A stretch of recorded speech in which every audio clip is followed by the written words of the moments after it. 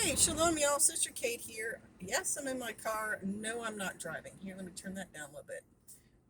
Yes, the air conditioner is on. I'm waiting for someone to move out of my way. But I wanted to address something that my brother said to me in a phone call recently.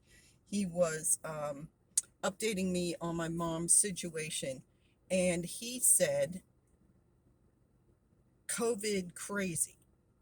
And he said he has been experiencing what he perceives as people just having lost their ability to think because they got the COVID vaccine, not that they had COVID, the disease.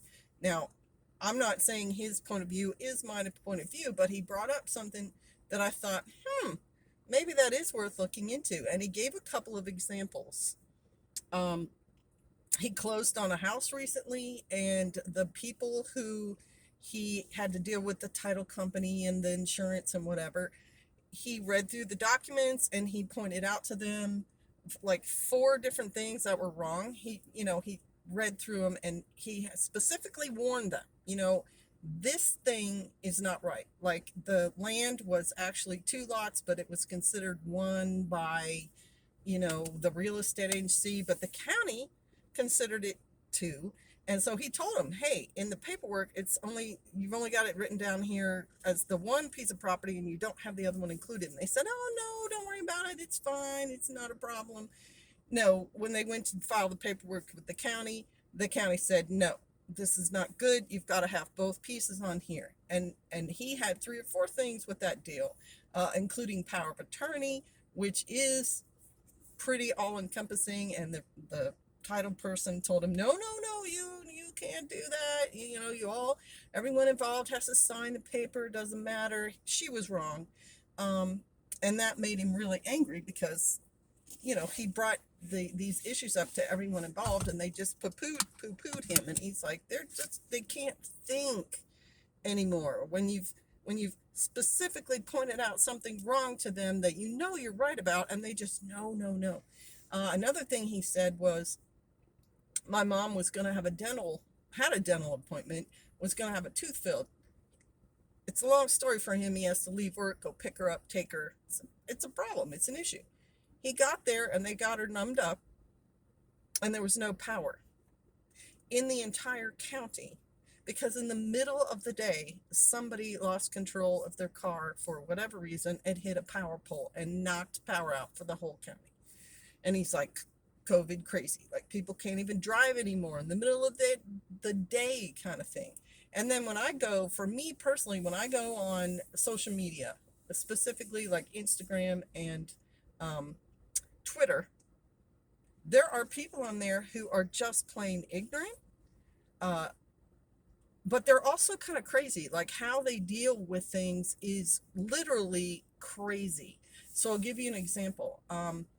There was a person on there who was giving me some sass about, I think, the military situation in Afghanistan. And I corrected that person. I said, look, our military does not have autonomy. They cannot just decide they want to go, say, quote unquote, invade Africa. Everything the military does goes through the different layers of government. The chief of staffs talk to the sec defense and the head of the Department of Defense, and all their ideas and input goes up to Congress, Senate, and the president. And the president and Congress have to okay any military action, so they can't just up and do something. The whole thing in Afghanistan is on the state because he had the plan to get everybody out, and on the commander-in-chief and Congress and the Senate, um, not on the military generals. They just follow the orders. Anyway, um, I was tweeting. This person was like, oh, you don't know what you're talking about. And I said, no, you don't know what you're talking about because you don't understand how your own government works. And I made the correlation between all the lost money on the military material that had to be left there, which again is not in the hands of the military. They don't get to decide that. That's our government right there deciding that. And I said, pay student debt off of that or something. And he said, oh, the president could erase student debt with a signing of his pen. And I said, no, he can't. He could do it possibly for federal, but I don't even think he can do that. I think it would have to be, a congressional, again, a Senate and blah, blah, blah.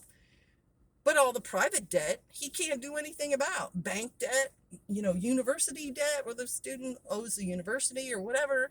Uh, and when I argued that point with him, and he's like, no, blah, blah, blah. And I said, well, you should go to China because the powers that you think our government have are actually the kind of powers the communist government has.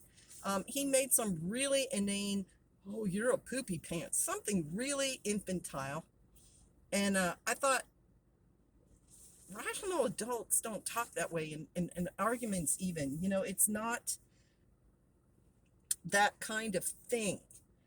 You normally say, okay, well, your argument's better, or whatever. Or even if you have an insult, it's not the kind of insult this person did. So I was not very impressed. And that's the kind of mindset that's out there. And I'm willing to call that COVID crazy. What do you all think? What are you all experiencing? All right, I got to go. I've been sitting here long enough. Bless y'all. Shalom.